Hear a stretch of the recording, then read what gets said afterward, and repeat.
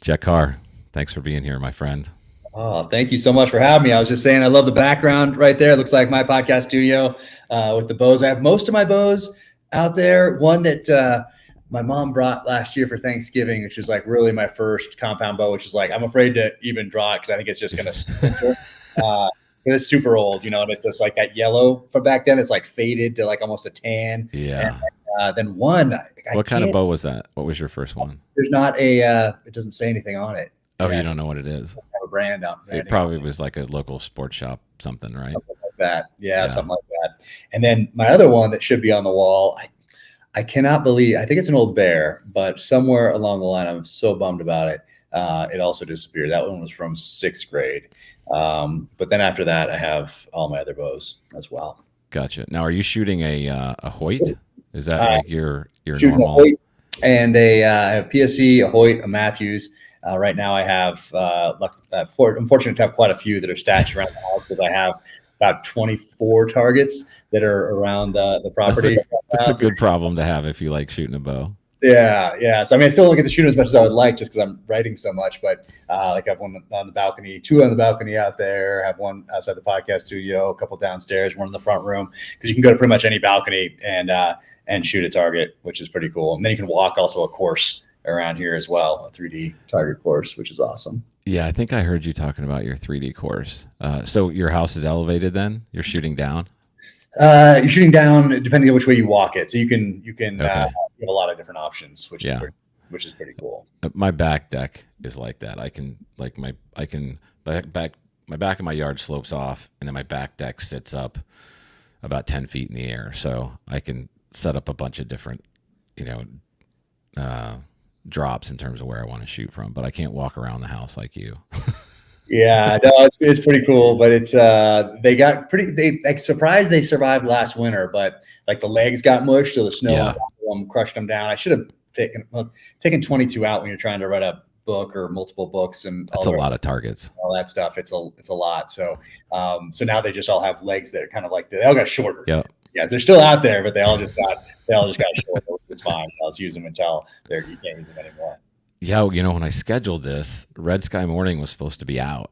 And I was like, oh, man. yeah, we were going to have this, I was going to dig into that thing hard. And then about a month ago, it was like, I got the note. It was like, oh, yeah, it's going to come out in June. I was like, oh. Yeah, it got a lot longer than I thought. Usually books like this, they're about 100,000 words, 110,000 Yeah. words, somewhere in there. And this one ended up being 150,000 or close to 150,000, which is significantly more than I anticipated. And I thought I kind of had it down now, this being the seventh book. I thought, okay, I see the outline. I'm ready to go. And here I go. It's going to be about 120,000, I would guess, having done this 7 times now, or in my 7th time. And no, it just kept going. And for me, it's about honoring that story and making it the best that it can possibly be. So it took 150,000 words to tell the story, but you don't know that when you sit down and just start. So, but for me, I'm never going to get to 100,000 words, 105, 110, and think, oh, you know what, it's time to wrap this thing up. I'm never going to do that. That just, I want to respect those people who take time they're never going to get back to either listen to the book narrated by Ray Porter or read the novel. And in order to do that, that means honoring the story. And if it's 110,000, so be it. If it's 130, so be it. If it's 150, that's just how it goes. Yeah, I was actually going to ask you that. So when you're writing, is there any kind of, concept around how long you want it to be, or is that kind of a rough feeling internally, but as you're developing the characters, like, is there any kind of a pressure to be like, I feel like I need to wrap this up? Or like, how do you know from the standpoint of honoring the story with at the same time not making it feel like it's too drawn out? Like, how do you find that balance? Yeah, I don't think about it in those terms. I just think about it in terms of story. So any pressure I feel to wrap it up is a looming deadline. But push them on, just They're like, we got to get this book out. That's the pressure. Yeah, but I don't let that. I'm not going to let that trump the story. Meaning, hey, if we got to push it a month, 2 months, 3 months, that's just going to be how it goes. I'm not going to compromise anything just to rush something out there, just because that's not me, and I wouldn't be able to do that. Every book has to be better than the one before. And I feel so good about all the books thus far because I feel like I've done that. Whether it's anything in life, I always want to improve. And so I feel like I'm getting better as a writer. I'm improving at my craft. And that's why I think every book that I've just finished has always been my favorite. And I don't know if it'll always be that way, but up to this point, that is certainly how it has been. So to include this latest one, Red Sky Mourning. So super excited to get this one out there. And hey, it just took a little longer than I thought. But that's just because it's so much longer than the others. The prologue even. So the prologue, I started the prologue with my outline. It just seemed like it was going to be a normal prologue. And dove in, and this is also the 40th year of the 40th anniversary of Hunt for Red October. So is it really? I didn't know that. And yeah, that was one of my favorite books. And nice. I've probably watched that film 10 times. Like I love the film version of it as well. Yeah, I was trying to make the kids watch it last night actually, and then couldn't get them locked in. Oh no, dang it! But yeah, it's. I mean, it was such a groundbreaking book at the time. You know, it wasn't the first techno thriller, but it certainly defined the modern techno thriller. It really did. The books that Tom Clancy wrote from then on out, but I wanted to give that a nod, and so the prologue is submarine centric, and I thought it should be kind of normal prologue. And then it's a story in and of itself. It ended up being so long. The prologue did? Yeah. Really? Almost because it was something I didn't have a touch point with. I know nothing about submarines. I feel like I know a lot more now that I've been doing research on them since last summer. But it wasn't just like SEAL centric stuff, Army Special Forces, Army Rangers, you know, stuff that I have personal experience with. This is submarines, and I have almost zero experience with submarines at all, other than the films and books that I've watched. So I wanted to really make it ring true to someone who did know a lot about submarines, even though I did take some creative license, which I explain in the author's note. But it ended up being really long, and I kind of thought Simon & Schuster, my editor at Simon & Schuster, might say, hey, you need to shorten this up, or you need to turn this into you need a different prologue and turn this into, you know, chapters 1, 2, 3, 4, 5, and 6. But they didn't, and that was pretty cool. And I've never had them say anything like that. I almost thought for the second book, True Believer, I thought they might say, hey, you need to get rid of the first third of this book, and then just cover what you covered in the first third with a sentence or a paragraph, and then dive into the story and just do what you did before. And that's not even a hint of that. They didn't even suggest anything at all. Which was pretty cool because I didn't know it was, you know, my second book, and I wasn't sure exactly if anyone would ever try to give me hints or direction, and no one has. My agent has not, my publisher has not, editor has not. So it's 100% complete creative control. And that second book was a bit of a risk because usually you would just like jump in and get into the action and kind of get back what was successful before. But instead I needed James Reece, the character, to learn to live again, to find his next mission in life. He goes to Africa, he goes to Mozambique, learns to apply what he learned in the SEAL teams to a poaching problem in Africa. And then the story goes from there, because I thought it would be disingenuous just to drop him into a new story after the traumatic events of the first book, The Terminal List. So I thought that maybe the publisher would say, take this first part out, and they didn't, and so it's in there. And I think it really differentiated that book from the previous book, and then also me as an author. And then I kind of thought, you know, now I'm on book 7, but I was still kind of like, well, this is very different than another prologue. They might say, change this up, and they did not at all. So it's kind of cool to have something different that people don't expect from a prologue to kick off this novel. No, so what kind of research did you do around the submarine component of it? It was all books, all journals, all articles. Then after I did that, then I started talking to people in the submarine community, because I wanted to have I feel bad if I reach out to someone and don't know anything yet. I can't even ask the right questions. I don't even know the right questions to ask. So I did a ton of research, I would say, from last summer through the fall into early winter, and then in the winter, I started reaching out to people who had spent a career in submarines and really knew their stuff. So from then, I got to refine what I had written based off my conversations with them. And then in the author's note, I apologized to them for taking the creative license that I did. But there's so much changing also in warfare right now when it comes to what I'm writing about in this book, which is really the autonomous nature of some platforms of artificial intelligence, quantum computing, passive targeting, hypersonic missiles, that sort of thing. So how those all work. So are we getting a lot of Alice? I know you can't answer that, but No, this is Alice is back in this one. I wanted to make sure that after I introduced Alice in the Blood, that right. then I didn't rely on her in the next book to solve problems. So I wanted to make sure that it wasn't like Michael Knight and Kit, like I'm talking to Watch back in the '80s. Like Yeah. did this, and that be my go-to. So I made for the last book, Only the Dead, I really wanted to put her someplace where she wouldn't impact the plot and wouldn't solve problems in the storyline. So I didn't want to rely on that. So I did that for the last book. But I also knew that now that I've created her and put her into this universe, I can't just ignore her. I can't have her hidden forever.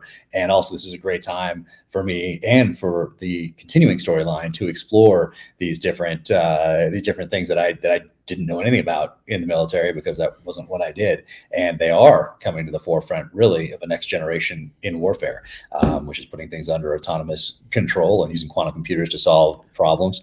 And maybe at some point, even taking the human component out of it, because if the other side is making decisions based off from a quantum computer and doing it so fast, that means that the other side now has to keep pace with that or beat it. So it's really interesting problem set to deal with, and that's what I look into in this book. But it's also really at its base level, it's a story about loyalty, and using those technical components that I just talked about to drive the narrative. Yeah. That's unbelievably frightening, honestly. And when I read that, when you first introduced the character, it was very intriguing. Well, I think mostly because everyone now knows that's reality, right? That it's happening. And even when that first came out, some people, I think at that time in the general public thought, oh, that's a little conspiracy theorist. But even since then, in that very short period of time, now everyone's like, oh, yep, that's happening. That's real. Yeah, Like crazy. no one knew how close AI was at that point. Yeah, no one had heard of Chat GPT when Right. I was writing about it, or not Chat GPT, but quantum computing and artificial Mm-hmm. intelligence in the way that I did.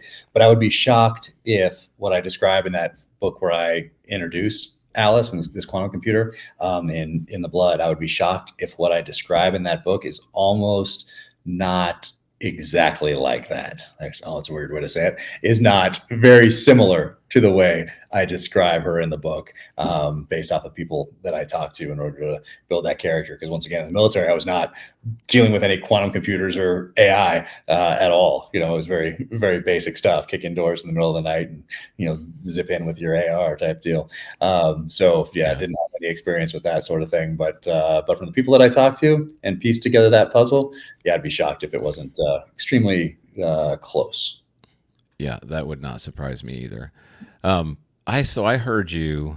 I can't. Maybe it might be on your podcast, but I heard you say that Savage Son was almost the original concept, and that as you kind of started to process character development, that you recognized that needed to take a step back before you introed it. But I'm interested to know how, from a Genesis standpoint, how you came to that as a storyline. Yeah, so I read Most Dangerous Game back in sixth grade, and it's a short story written by Richard Connell in 1924. So for anyone who hasn't read it, it doesn't take too long, probably an hour to read the whole thing carefully without reading it too fast. But it's one of those stories that moved the genre forward. And at that point, I already knew I wanted to be a SEAL. I already knew that I also wanted to write. And so back then in sixth grade, I told myself that one day I'd write a novel that paid tribute to that short story, to The Most Dangerous Game. And so Savage Son was that book. And when I started, what I did was I wrote down, 7, 8, 9, 10 different ideas, like one-page executive summaries. Some were longer, some were 2 paragraphs, some were a little over a page. But regardless, let's say one-page executive summaries, and spread them all out on a table. And Savage Son is the one that I wanted to start with, because I've been thinking about it since sixth grade. But I realized, like, I can't jump in with this story. I need to introduce these characters in a different way. I have to develop them to a point where I can explore the theme that I explore in Savage Son, which is the dark side of man through the dynamic of hunter and hunted. And I know right now that I can't just dive into that. So it was very clear to me when I looked at all those ideas that the Terminalist was the one to start with, no question. So that was hard hitting. It was primal right out of the gate. It was an origin story for this character and introduce other characters as well. So it was not even a question. The Terminalist was clearly the one to start with.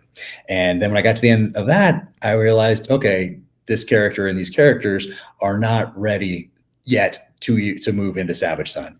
I need to take this character on a journey of redemption, in this case, violent redemption. He needs to learn to live again, find this mission in life, and develop him now to a point where I can go into the themes of Savage Son. And so when I got to the end of True Believer, it was very clear, okay, now is the time for Savage Son. So it just kind of happened naturally.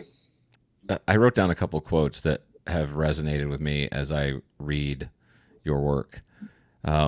Teddy Roosevelt said, "Live vigorously," and Henry David Thoreau said, "Live with intention." And when I look at the way that you write and the position that you put your characters in, both of those thoughts resonate a lot with the way you develop your primary characters. In terms of the way that you think about your main characters and their virtues and values, what do you want those people to hold? Yeah, so I don't think it's even now that you bring it up, I don't think it's even just the characters. I try to do that in my life in general, and I think because you only have one ride on this planet, and you might as well make the most of it. We're not going to be here forever, so I think realizing that, I think maybe I realized that early on in life, and I think some of that just transfers over to my characters as well, although they're searching and they're on a journey just like we all are. I think that's another thing that really stood out, though I didn't think of it in those terms when I was writing the first novel, maybe not even the second. I can't remember where this became clear to me, maybe in the second, that these characters are on a journey. They're not static. It's not just the same person that's picked up and dropped into the next storyline, and he's on this journey and he's changing and he's hopefully getting wiser through experience and applying that wisdom, that experience going forward as wisdom. So I think that's something that we can all do in life. I try to do it in mine. I try to pass that on to the kids, but I think it's that journey that resonated, and that wasn't my intent at the beginning, but now I think I recognize it in that this character is connecting with an audience, connecting with a readership, a listenership now. And I think it's because of that journey. I think people recognize that he's on one, that James Reece is on one, and that so are they as a listener or a reader, that we're all on a journey. And you get to spend a little time in the pages with James Reece and experience life and these adventures through his eyes and for a little bit, and then jump back into your own. But I think that journey really has been something that's differentiated this character in particular. One of the things about the character that resonates with a lot of people, I can say it resonates with me, is he straddles that edge, right, between wanting to be that kind of person and internally being that kind of person, but when the time calls for it, being able to execute on a landscape and seek justice in a way that most of us are not able to. And that is the part that I think for a lot of readers is like, that's a part of me that I don't get to exhibit. And so to be able to take that ride with James Reece, I think is really, really captivating. Yeah, it's we'd all go to jail if we did some of the things that he does. So it is, I guess, therapeutic in a way, cathartic in a way. And I think that there's a reason there's been so many, Death Wish movies, and they were so successful from the 70s onward. But revenge has always resonated. It did with me. I love the revenge and the conspiracy aspect of things and the underdog.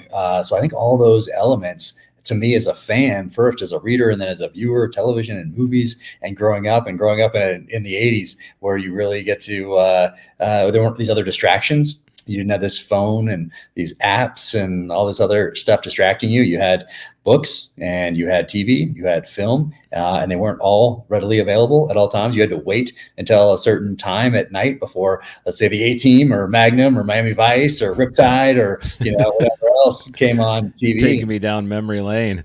Yeah, you couldn't just like click it and start watching. So you had to wait. Same thing with movies. You just didn't have immediate access to movies all the time unless you had a few on VHS or RCA video disc or Betamax or something like that. But certainly new movies coming out, they weren't available to you in your home or on your device. You had to wait for that movie to start at 7:30 or whatever it was, or 9 o'clock at a movie theater. So in between that, you had books and you had your imagination. You can only play Atari 2600 for so long. So it's I got off on a tangent there. What were we even talking about?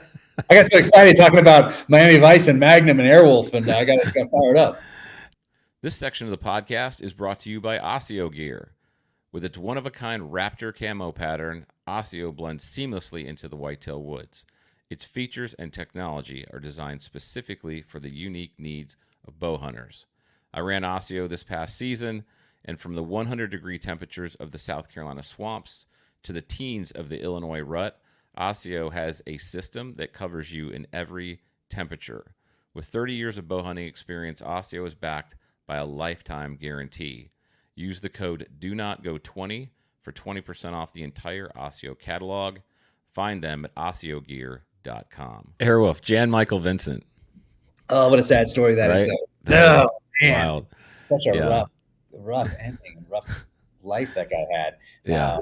But Airwolf what a great show. That was a great show. Do you have any of those kind of internal rules in your household? Like, do you limit anything, or are you trying to let the kids figure that one out with some boundaries, some loose boundaries? Try. These kids are smart, man. I'll tell you, they're smart. They figure it out, and they're good little negotiators and manipulators. So we do. I think we do our best. We're struggling, probably just like any other parent these days, on how to deal with kids that are communicating on these things.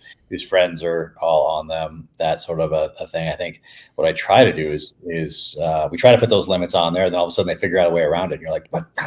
You come into the technical expertise. We need to hire someone that just has the technical expertise to be able to counter these guys. Just like it's like, I don't know. It's like Soviet Union, U.S. From the the 50s through the end of the Cold War. It's like trying to figure out one up each other and get smarter and faster and more technical, and it's just crazy. So I think we're doing the best we can. I think a lot of it, what I try to talk about, is that awareness, like realize that this device is manipulating you. Those apps are manipulating you. These feeds are manipulating you. And it's not just to buy a product. It is manipulating your thoughts and behaviors, which is obviously much more nefarious than just trying to get you to, buy the soft drink or something. It's that awareness, I think, it's important for us as adults to realize too, that when you log on to this thing and you click on that thing for X or Instagram or whatever, that these companies, corporations, individuals, some of them aren't even real.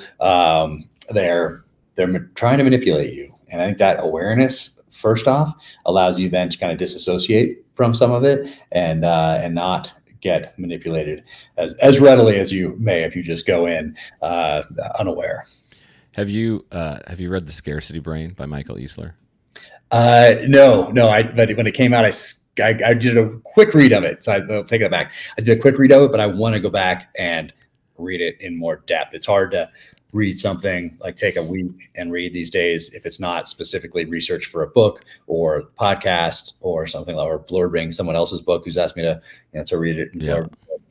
So I like to go back and read that. Is that what it's talking about? Yeah. Without doing the deep dive, it's really just about the feedback loop, about how as human beings, as we've evolved, that we've been taught to avoid scarcity, and that when we have the opportunity to create abundance in anything, that we grasp onto it, and that our brains are actually hardwired that way, and that the software developers in all these social media apps and all these online gaming sites have basically marketed that. They've created products specifically around the way our brains function to continue basically to just drop the cocaine to the rats all day long.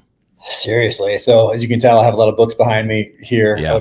rather be reading a book with my feet kicked up in front of the fire than scrolling social. And my goal is to, and I like social because it gives me a chance to thank people who have bought the book, listened to the book, who reach out and say, "Oh, I love the show," or this, and I get to say thank you. And I love doing that because I feel so grateful for everybody who took a risk on me as a new author. So I try to get back to everybody. I try to hit that heart button because I sincerely appreciate it. But at the same time, you do see the crazy stuff, and you see the stuff that is out there for manipulation, particularly in X or whatever, when you're just scrolling through that or whatever. So gosh, at some point, I think I'd love to get rid of the phone altogether. One of the things that I did about a year ago that's made a huge difference is I took email off my phone.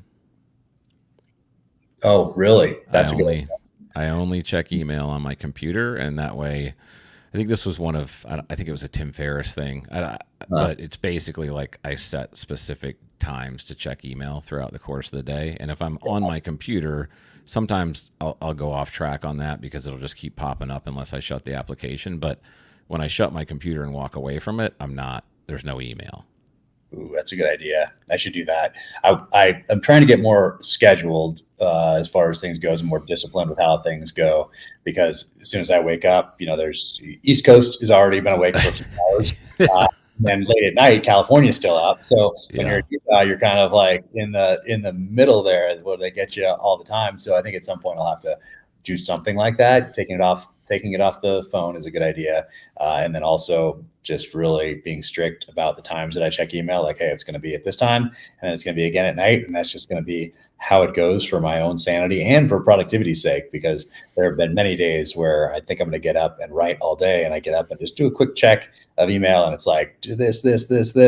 And, these things need to get done, especially if you're building a business, especially if it's a very entrepreneurial business, which this is, which I didn't anticipate at the outset, but especially today. And you're doing all these things that you couldn't have done as an author in 1985. And you're the CEO, the CMO, the CFO, you're building the product, you're doing their social media manager, you're every single part of a company that would have a single person or multiple people or teams working on all these things at some point. But at this point, it's still, I feel like I'm just moving out of the garage. Like you're like 77 and you built a computer in your garage, and now you have to let people know it's there and kind of why they need it type of a thing.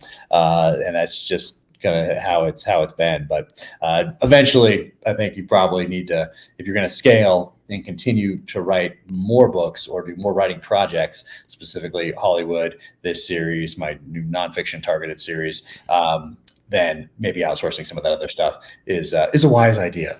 Yeah, I've built a number of businesses. The best piece of advice I ever got when I was in the middle of my first one was, you can't work on the business when you're always working in the business. And that when I finally kind of recognized there's certain things I have to do, there's certain things that I don't have to have my arms around, that I can hire somebody else to do, that doesn't impact, my ability to, doesn't create me to disassociate from the business or whatever, but allows me to really run it in a manner that reflects the mission more. That's when we were able to scale. So just nerdy business talk, but I don't want to get away too much from your book. So one of the quotes that you have that I love is, civilized men are more discourteous than savages because they know they can be impolite with having their skulls split as a general thing. Robert Howard in the Tower of the Elephant. It seems like that is a general theme among the majority of your books, but it's a theme among society too, right? Oh yeah, no, exactly. That one, I wish I could put it in every book, but it's it's so true. But it certainly is true, and it's certainly something I think about quite a bit. It's something I think about every time I log on to social media. Like it allows people to be rude and discourteous, and because we live in a civilized society, and there's no repercussions for those things, where in the past there may have been, and that the repercussions might have ended one's life, which probably made people a lot more polite to one another. Yeah, I would tend to agree with you. I think if the threat was, hey, if you didn't do what you were supposed to do, someone was coming after you on a regular basis, then you would probably do what you're supposed to do a lot more frequently. Just be polite. Just don't be don't be. Once it's just like the quote says, don't be discourteous. Do the right thing, right? It allows more and more of it, and then it compounds. It seems like, today, especially on the social side of the house, because you're not even in the same general vicinity as somebody else. So there are zero physical repercussions. Exactly. It's Exactly.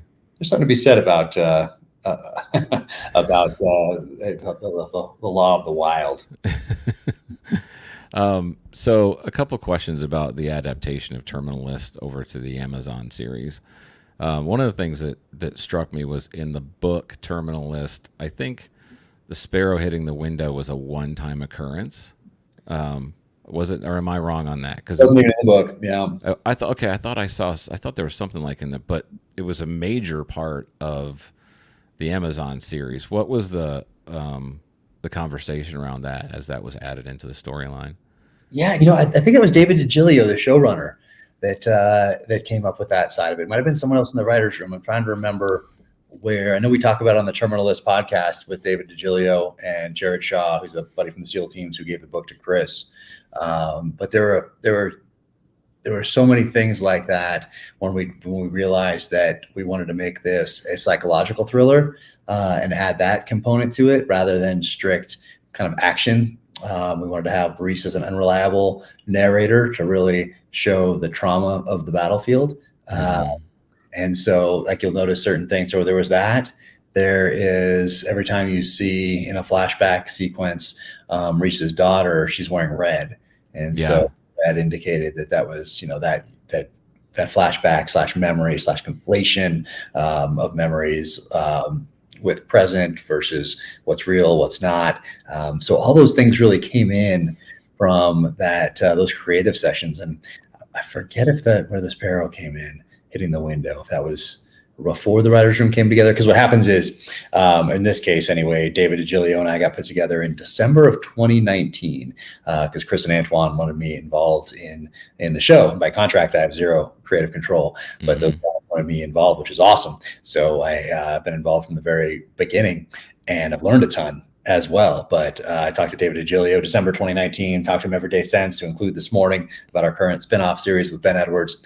And this time we're writing the finale together, which is really cool. But he wrote the pilot, and I don't think that was in the pilot. I have to go back and look. But he wrote the pilot, and I'm just learning. So he's asking me questions about SEAL teams and tactics and that sort of a thing. And I'm just absorbing like this new process and how you write a script. And then, it's just going to be the pilot. Okay. And then what happens? Oh, in this case, that when we get that to a place where it's good, then he'll take it with Chris Pratt, Antoine Fuqua, and they'll go out and shop it around Amazon and Netflix and Apple and Showtime and HBO and Hulu and all these places. And then from there, it'll get an infusion of cash, and then they'll put the writers' room together. And then these writers will take the material of the book and that pilot and start working on this outline and this story arc for this 8-episode season. And what does that look like? Okay. And then you get to that stage, and then you break those down into these different episodes. And then each writer in the writers' room takes one of those, but it's still very collaborative.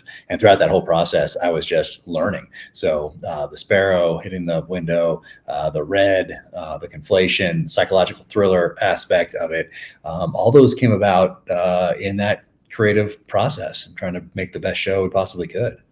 I knew it was going to change too. That's the other part. Like, I didn't go into it thinking they're going to take this word for word adaptation. I went in there knowing that, hey, First Blood, the book by David Burrell of 1972, very different than the Sylvester Stallone film in the early 80s, but both fantastic. So I went in knowing that this is an adaptation and it's going to be different. There are going to be changes. And what was important to Chris and Antoine and to David DiGilio, the showrunner, was that we maintain those elements of military authenticity, to keep those certain elements, and then allow the story to morph from there into these 8 episodes. So it was a really interesting process. Yeah, I also thought the ending was interesting in terms of the way that they handled Ben Edwards, right? The character in the book versus in the Amazon show. Very, very different. Yeah, that's one of the ones that I think that was much better in the show than in my books.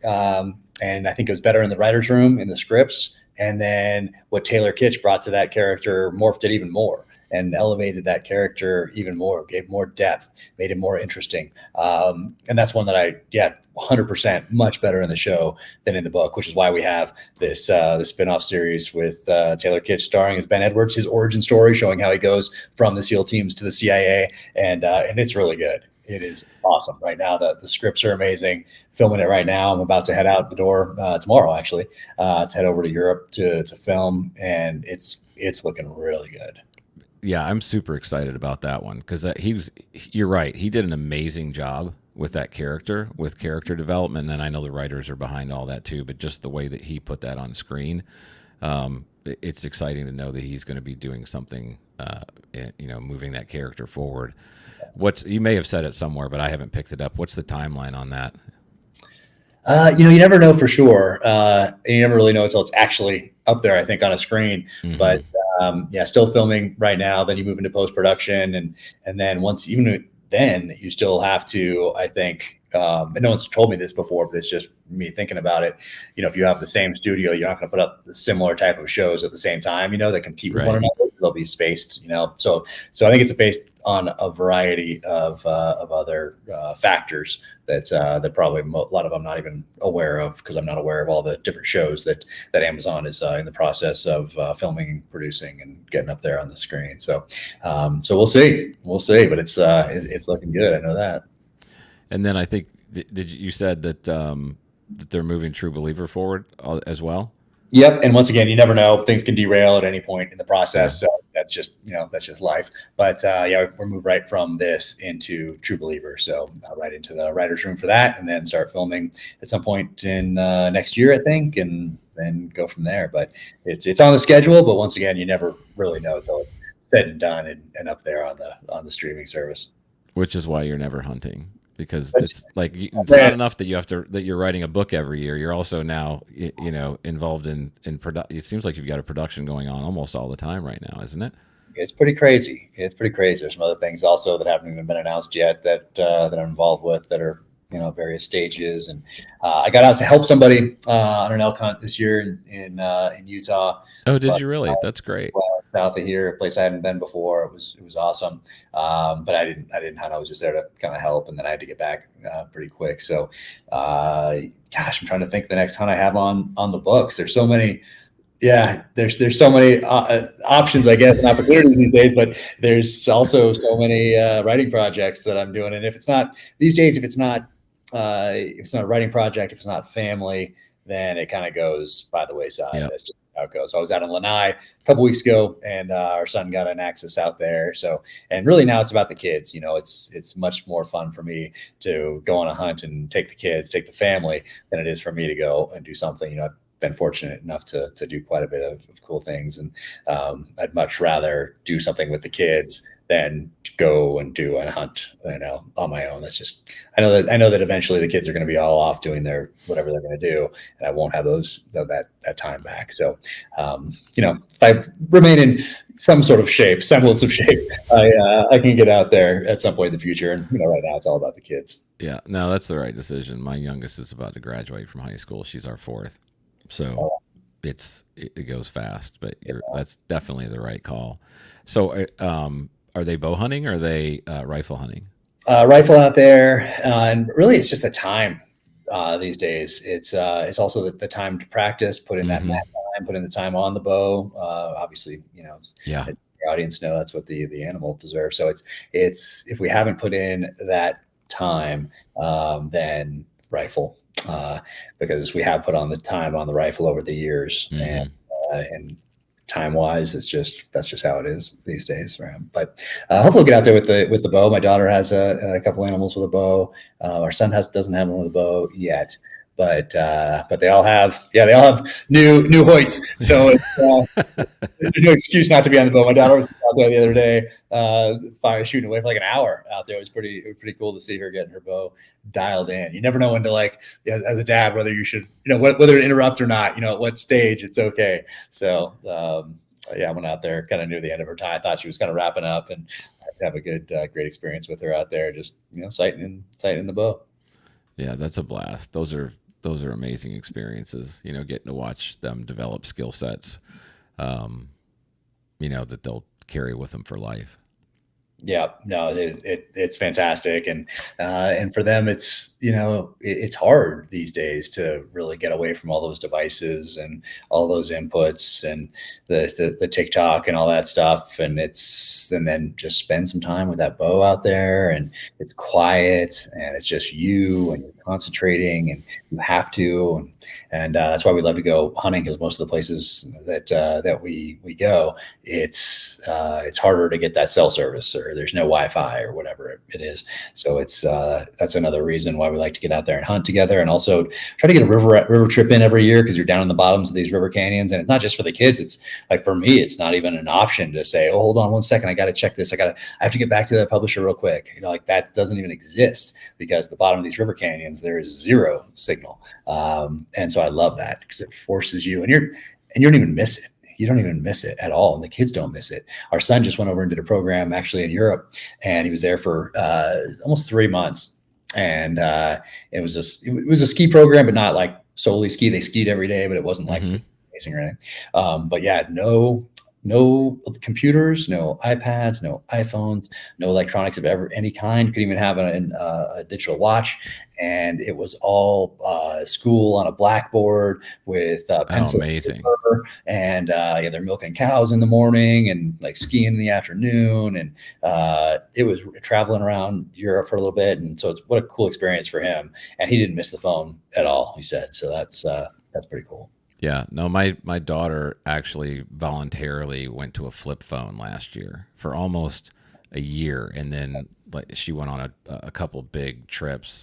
She went to Iceland and a couple other places, and so we were like, "You need your regular phone so we can know where you are." Yeah, that's the thing. The parents get used to tracking the kids. Like, my wife, it's a safety, it's a safety blanket for us, Yeah, but I'm like just.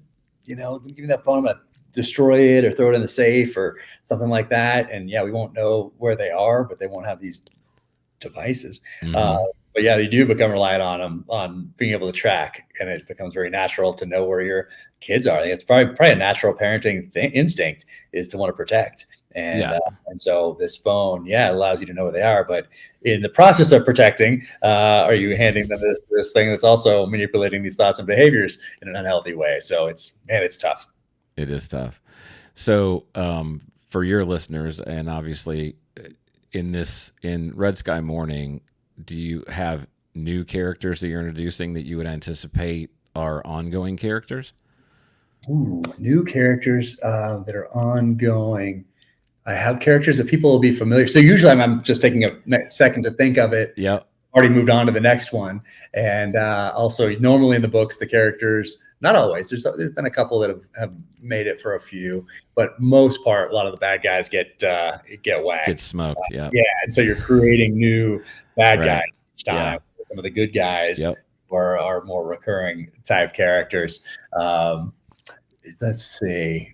I don't know if there's anybody that's going to be new and recurring. I think most of them are they've all been there before, which is great. You get to continue these story arcs. One of the best, one of my favorite chapters I've ever written was in the Blood, and it's just a conversation between Reece and Caroline Hastings, the matriarch of the Hastings family, and it's just them having a conversation and her passing on wisdom. And in this book, Red Sky Mourning, my favorite chapter that I wrote, is really a conversation between Reece and Jonathan Hastings, the patriarch of the Hastings clan. And those ones, I just really like that, because I get to know the characters even more. Just like you're in a conversation with somebody, like we're in a conversation right now, we're getting to know each other. Same thing with the characters in the novels. That's where I'm getting to know them. And if I already know them, they're already characters, well, they're still growing, they're still developing, they still have this relationship that's growing. And just like in any people in life. So it's I really enjoy writing those. And there's another one in here actually. Oh yeah, there is one. Okay, yeah. Okay, here we go. There is a character that's new. I don't know if he's gonna be recurring or not, but he also passes on a little bit of information, and he's older, and Reece has to go and seek him out as part of this this narrative. So that was really fun to write as well. People will know it. It's a single chapter, and it's probably right in the middle. And it was really cool to write. Yeah. Yeah, you don't even have to really, say a ton about it because you addressed it on the podcast. But I will say that the chapter on the trek through Siberia in Savage Sun is one of the it resonates like I love that chapter. And I Thank know that you said that could be an entire book in and of itself, which I completely get, but that there's just something that's like carnal about thank that chapter. I think it's awesome. Yeah, I got to that one, and in the outline, I had this whole trek like plotted, and then I got to that stage and was like, you know what, this I'm at this stage where I need to keep moving It's and a not. whole book, right? How am I going to do Yeah. this? And so I was like, well, how do I do this? How do I cover this, all these months? And okay, I know how. I'll do it like this. And so it's kind of a different type of chapter. But that one, I really loved writing that chapter. Probably my favorite chapter to write in Savage Son. Another one was how Katie tricks Reece, not really tricks, but uses Reece coming out of surgery is how to find out if he said something in the past couple books, and she's kind of confirming or denying it and figure. Anyway, I liked writing that as well. I won't give it away if people haven't written it because I didn't figure it out in True Believer because I didn't No, know that yet. was a good one. Well, I got to kind of figure. I can't address this because I don't know how they're going to continue this relationship after the things that he did and said in the first book. And then writing Savage Son, it came to me, and I'm like, oh, this is how he's going to do it. But that chapter at the end, Across Siberia, that was really cool to write. It was fun. It was almost like I felt like I was, at the risk of sounding a little off kilter, it was almost, I was trying to make it sound almost poetic to like capture this journey in a way that was engaging and let you cover the distance in a way that wasn't just like, and then he showed up and like, wait, how did he get there? Type of a thing, but without having it drag on and be another book in and of itself. So that's how I solved it with that chapter that you referenced. And that was really cool. It felt almost kind of Hemingway-esque in terms of the how it was set up and that you could just imagine the journey even though it was not an entire book. You did a great job of letting the reader put the pieces together and kind of feel what that would be like across that that spectrum. So that was really cool. I know we're pushing up against your timeline, so thank you so much for taking the time to be here. It's been a pleasure. I love, respect your writing. I devour that stuff the minute it comes out, and I've actually been through it all twice at this point. So I'm one of those guys that when I find something I like, I'll usually circle back to it, a year or two later. So thank you so much for what you put out for everybody. Thank you for your time. And I know that you're super busy, and I've told you this before, but Illinois is some of the best whitetail country and the whitetail in the country. That's not, I live in South Carolina, but I've got family land up in Illinois. You want to bring the kids out and show them what whitetail hunting in the Midwest is like, hit me up. Thank you. I appreciate that. Yeah, I've never hunted out there, and neither has the family. So, we might be taking you up. We might be putting our phones away and head out to some point. So. The reception's terrible where we are. And the great thing about whitetail hunting is, you can go put your daughter in one tree stand, we put your son in a different tree stand. You could be with either one of them. You can hunt a different tree stand. Everybody can kind of be out doing their thing within, half a mile of each other. It's a pretty unique setup. So great. Yeah, we used to have a lease out in Red River County in Texas and Texas-Oklahoma border, and so no high or anything like that. And it was great. Put the kids in a stand or be with them in a stand, or and that was just cool time where you're not distracted by the phones or anything else.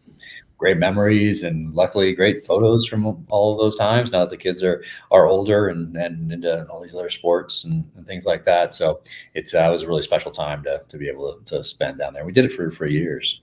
Yeah, that's great. Well, hopefully you'll take me up on it at some point. Thank you so much for being here, Jack. Hey, I appreciate it. Thanks so much for everything. Thank you. Take care. This section of the podcast is brought to you by Ridgeline Athlete. Don't let your physical preparation hold you back from finding success this season. You can train anytime, anywhere with a professional coach who brings decades of performance training and hunting experience to every session, and I think that is important. Ridgeline Athlete provides backcountry athletes with safe, highly effective training programs that are built for the demands of the backcountry. Use RA Do Not Go 30 to get 30% off any training program.